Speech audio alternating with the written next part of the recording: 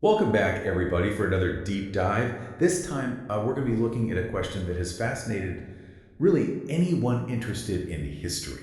Yeah. Archaeologists, historians, and of course, conspiracy theorists. Are ancient tombs simply elaborate graves? Right. Or gateways to something more? Much more. We're going to be looking at a YouTube video today. Okay. That delves into some fascinating ancient astronaut theories. Right. And we are here to unpack it all with open minds. Absolutely. But also with a healthy dose of critical thinking.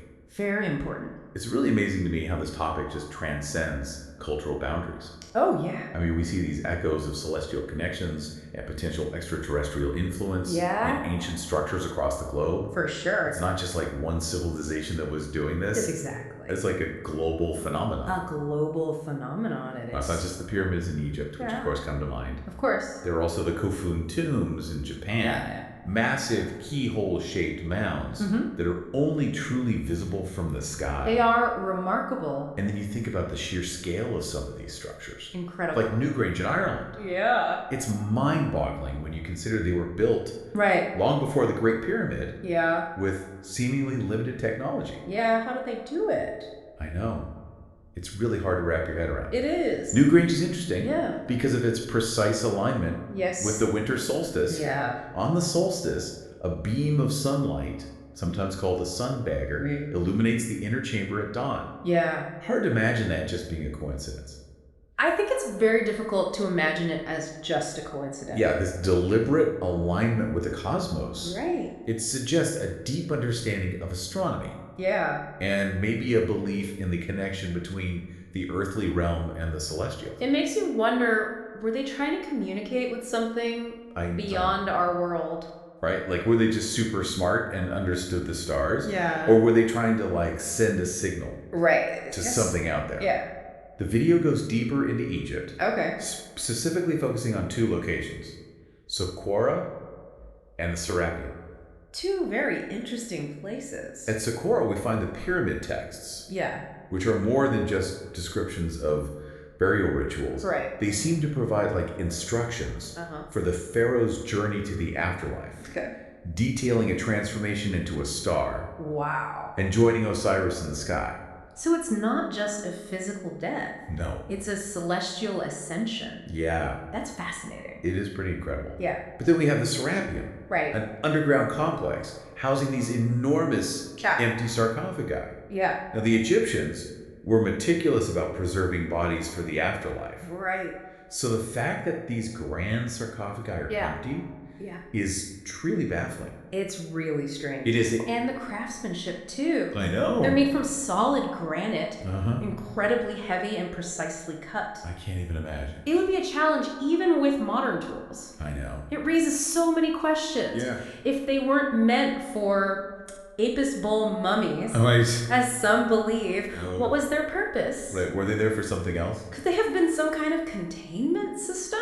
Ooh. I mean, it really sparks the imagination. Yeah, it's really intriguing to think that these structures might have served a purpose beyond what we traditionally understand. Yeah, definitely. The video then takes us to South America. Okay. To the Lord of Sipán's tomb in Peru. Interesting. Where archaeologists discovered something quite unusual. Oh, what's that? Buried with the Lord of Sipán were figurines. Okay. With distinctly bug-eyed features. Bug-eyed.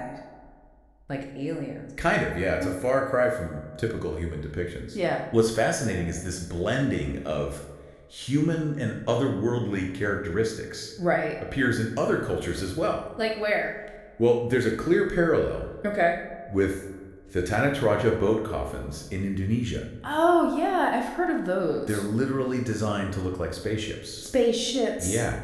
Intended to carry the deceased back to the stars. Back to the stars. It's a visual representation of their belief that their ancestors descended from the stars. So they came from the stars and they're going back to the stars. That's what they believed. Fascinating. And can you imagine these elaborate coffins perched on cliff sides? Wow. Almost as if ready for launch. Like they're ready to go. Yeah. Wow. That's a powerful image. It really is a powerful testament to their belief in a celestial afterlife. It really highlights a theme that we see repeatedly in these ancient cultures. That blurring of lines between the earthly and the celestial, and the idea that death is not an end, but a journey to another realm. It's not the end, it's just the beginning. Exactly. So we've got Egypt, Peru, and Indonesia all hinting at these celestial connections.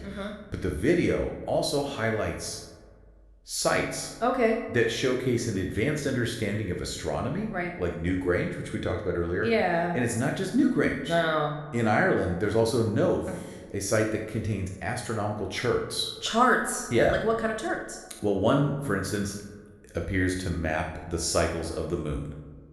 Oh, wow. It's a level of astronomical knowledge that's quite sophisticated. Especially for the time period. For sure. And then there's these local legends. About shining ones. Shining ones. Yeah, descending from the sky and sharing knowledge with the people. Sharing knowledge, so like they're teachers. Yeah. Were they simply wise humans or something more? Right, like were they aliens? Exactly. Fascinating. And then what about those keyhole-shaped Kofun tombs in Japan? That shape is only visible from the sky. You can't miss it if you're up there. Right. What were they trying to signal? Yeah, what was the message? Was it a message to the heavens? It's a question that kind of echoes across many of these ancient sites. Were these structures simply expressions of astronomical knowledge? Right. Or were they intended to be seen by someone? Or something. Or something looking down from above? That's like they were saying, we're here. Yeah, exactly. But to whom, we can only speculate. Right. The video then shifts gears to China. Okay. To the tomb of Qin Shi Huang, China's first emperor. The first emperor. His tomb is remarkable, not only for its size. It's huge. Yeah, encompassing a miniature model of the universe. A whole miniature universe. But also for the presence of Mercury. Mercury. Yeah. That's interesting. Why would they put Mercury in a tomb? Right. What was its significance? That's what's so interesting. Mercury isn't just a random element. It has properties that we use in modern technology, particularly its conductivity. And what's even more intriguing is that traces of Mercury have also been found in an Egyptian tomb. Really? Yeah. So maybe there's a connection. It's possible. Are we seeing hints of advanced technology in these ancient cultures that we're just now rediscovering? Exactly. It's a possibility that deserves further exploration. Yeah, I think so too. The presence of Mercury in these tombs certainly raises more questions than it answers. For sure. Was it purely symbolic, or did it serve a practical purpose that we haven't yet deciphered? Yeah, the idea that we might have lost and rediscovered certain technologies throughout history is both fascinating and a bit unsettling. It is. It makes you wonder what else we might be missing or misinterpreting about our past. Absolutely. The video then draws a connection between two seemingly disparate cultures through similar imagery. Korea's Chanmakong tomb and the Tanataraja boat coffins we discussed earlier. Interesting. In the Korean tomb, there's a painting of a heavenly horse. A heavenly horse? With 8 fiery legs. 8 legs? Yeah. That's unusual. Yeah, and it almost resembles a flying vehicle. Like a chariot of fire. Yeah. And this echoes the imagery of the Tanataraja boat coffins. Yeah. Both depicting a vehicle transporting the deceased to the afterlife. Interesting. 2 cultures separated by vast distances sharing this concept. Of a celestial vehicle. Yeah, are we talking about literal spaceships? Right. Or is this more about symbolism and a shared understanding of the soul's journey? It's a good question. What do you think our ancestors were trying to convey through these depictions? That is a question that gets to the heart of this entire discussion. Yeah. Are we seeing evidence of actual contact with extraterrestrial beings, or are these simply powerful metaphors that reflect humanity's age-old fascination with the cosmos and our place within it? And here's where it gets even more intriguing. Okay. The video brings it all back to the present day, highlighting a modern trend that might have ancient roots. Interesting. What is that? The rise of memorial space flights. Memorial space flights? Where cremated remains are sent into space. Wow. It makes you wonder, is this a modern expression of that same deep-seated human desire to return to the stars? Interesting. A desire that might be encoded in our very DNA. Wow. Passed down from ancestors who believed in celestial origins and otherworldly connections.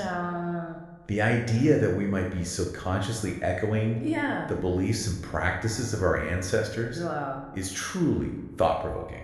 It really is. It seems like we barely scratched the surface of this topic. I agree. There's so much more to explore. Yeah. But for now, we'll have to pause our deep dive here. Stay tuned for part 2, where we'll delve into even more fascinating territory. Can't wait. It is fascinating to think about how these ancient beliefs are maybe kind of manifesting in modern times. Yeah. But the video doesn't stop there. Oh. It goes a step further into really controversial territory by exploring the possibility that some biblical accounts could be interpreted as encounters with extraterrestrials. Whoa, okay, hold on. Yeah. Are we saying that prophets were having close encounters? It's a possibility. Of the alien kind? It's a theory that's out there. Which biblical stories are we talking about here? Well, the video focuses on stories of figures like Moses, Elijah, Ezekiel, suggesting that maybe their encounters with the divine could be seen through a different lens, perhaps as interactions with advanced beings from other worlds. Okay, so let's take Moses, for example. Okay. The burning bush. Yeah. Always seemed a bit out of this world. What if it wasn't a literal bush on fire?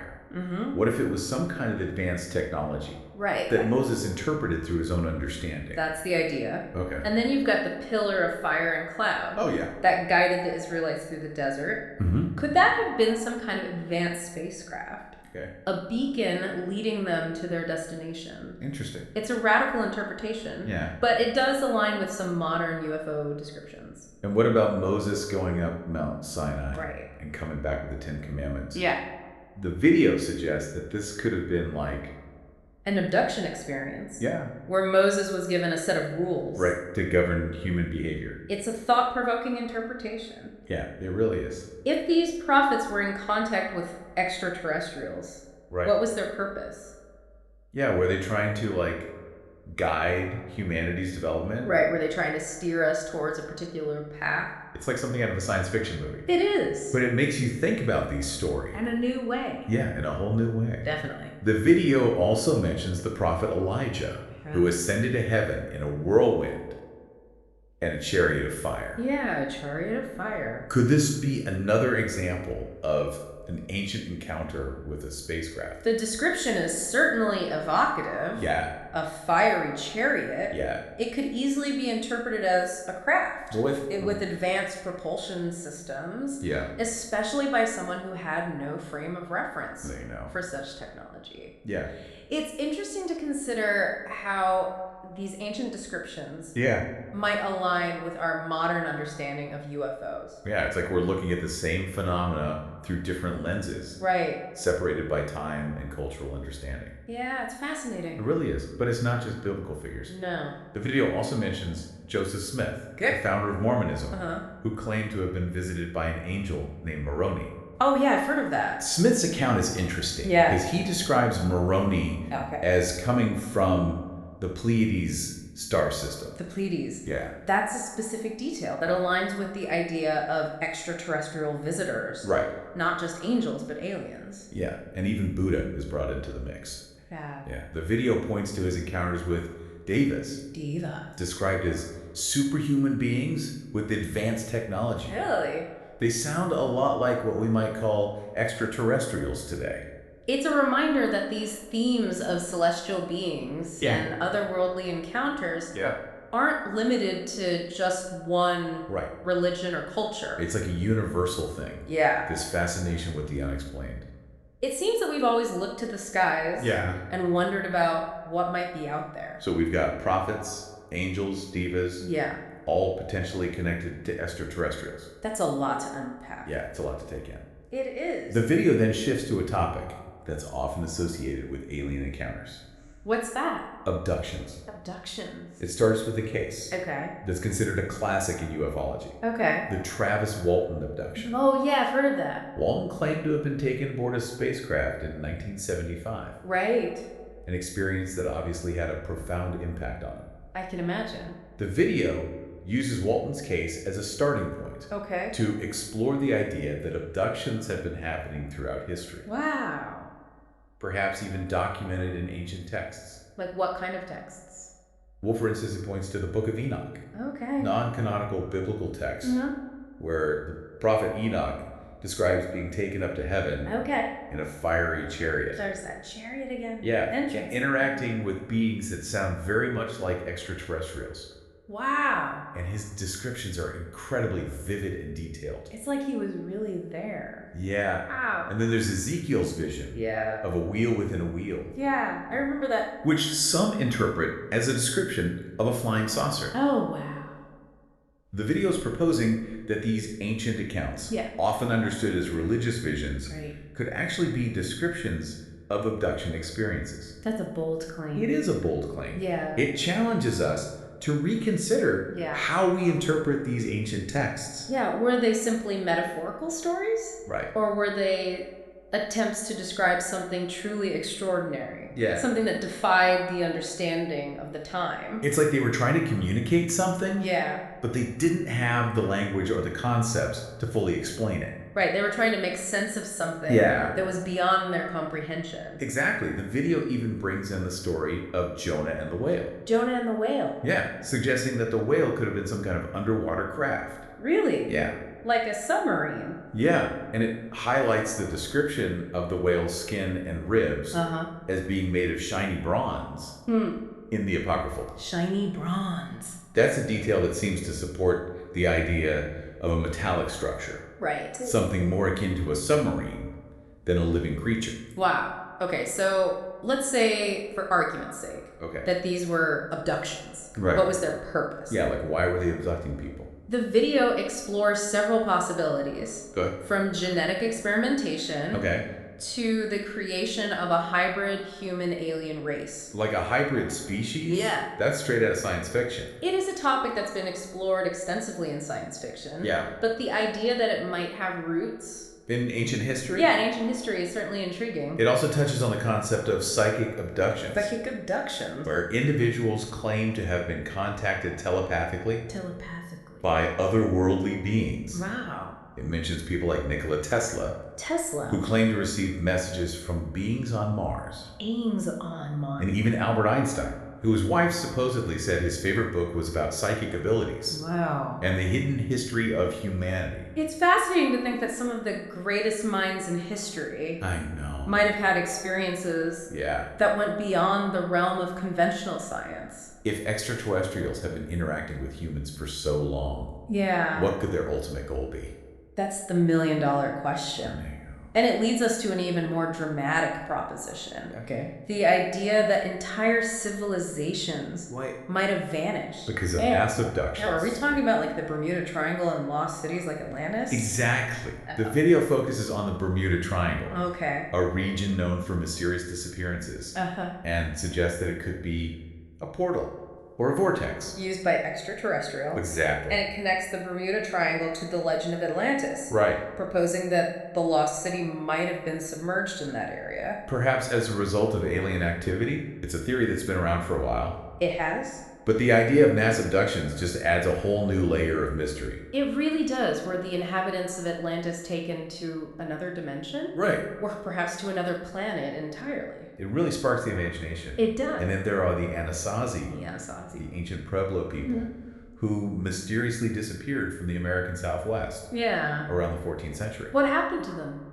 Could they have been abducted en masse? It's possible. The video suggests a possible connection to the rich mineral resources in the region. So the aliens were after their resources. Maybe. That's a chilling thought. It is. It aligns with the idea that extraterrestrials might be interested in Earth's resources. Yeah. And they might not hesitate to take what they need. Even if it means wiping out entire populations. That's a possibility. That's pretty unsettling. It is unsettling. The video also mentions the concept of psychic abductions by entities like the jinn in Islamic tradition. Right. And the incubus and succubus in various folklore. Those sound more like demonic entities. Right, and it proposes that these might not be demonic entities at all. What? But rather extraterrestrials with the ability to interact with humans. on a mental and spiritual level. Wow, that blurs the lines even further. It does. Between the physical and non-physical. Right. What we might perceive as demonic or supernatural could simply be another form of extraterrestrial interaction. That we're just beginning to understand. Yeah, it opens up a whole new realm of possibilities. It really does. It seems like we just keep uncovering more questions the deeper we go. It's a rabbit hole for sure. Yeah. But the video doesn't stop with potential abductions. No. What else is there? It takes us to some of the most visually compelling evidence. Oh, okay. Often cited to support ancient astronaut theories.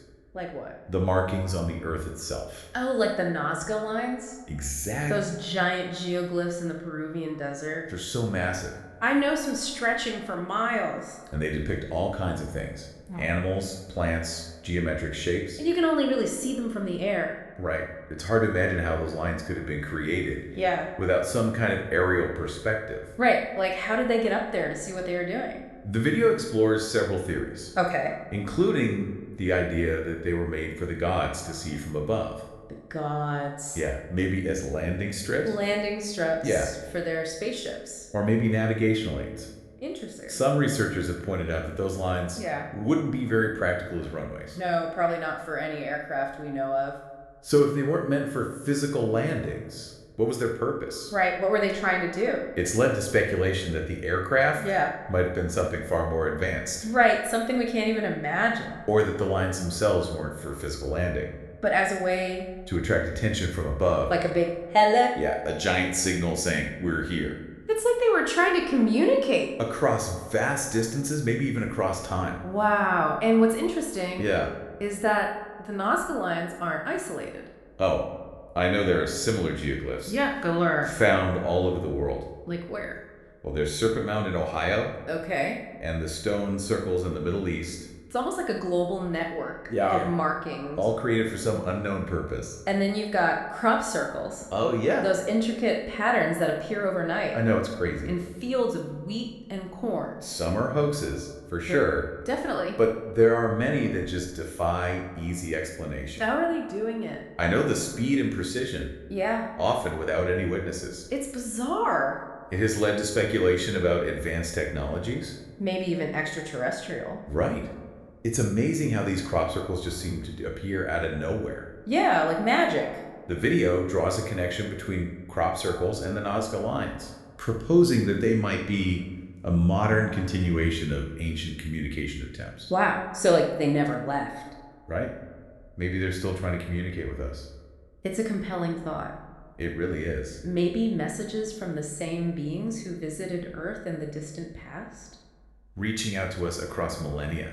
It ties into the idea that they're still involved in human affairs. If these beings have been visiting us for so long, what is their message? That's the ultimate mystery. I know. It's a question that has captivated humankind for centuries. I know. And we may never have a definitive answer.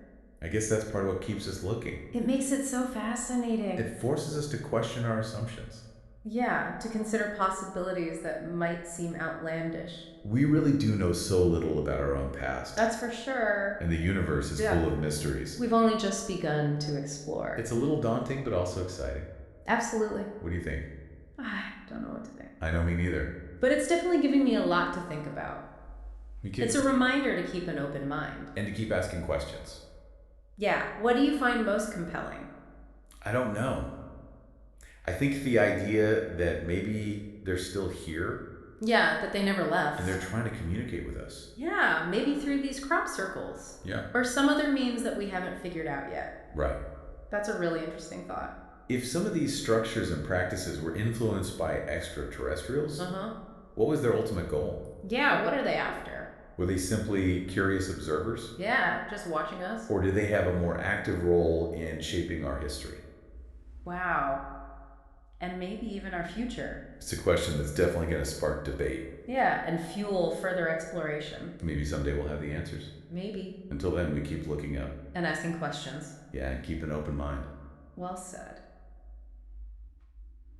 Thanks for joining us on this deep dive into the mysteries of ancient tombs and extraterrestrial connections. It's been a real mind bender. It is. Until next time, keep exploring. See you next time.